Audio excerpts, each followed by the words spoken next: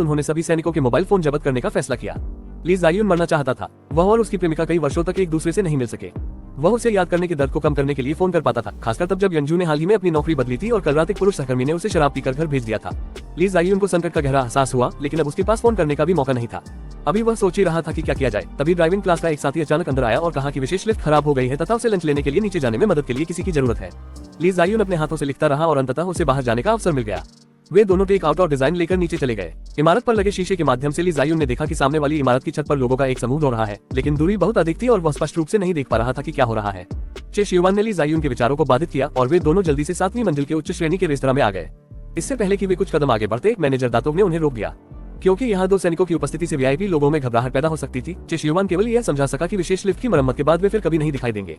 केवल ली जायुन ही अपना सिर नीचे किए हुए बंद खिड़की से बाहर देख रहा था।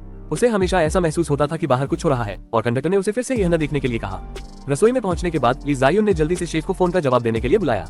पता चला कि यही असली कारण था जिसके लिए वह खाना लेने आया था। दुर्भाग्यवश इससे पहले कि वे दोनों कुछ बोल पाते, वेटर ने उन्हें वहां से चले जाने को कहा। यंग-जू को अचानक इस तरह की गुप्त प्रेम शैली से थकान होने लगी, खासकर तब जब हर कोई एक ही समय में इसके बारे में बात कर रहा था।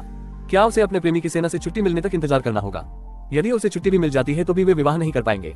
यंग-जू ने अंततः अपने प्रेमी के साथ उचित संबंध शुरू कर दिया और अंततः काम से घर आ गई।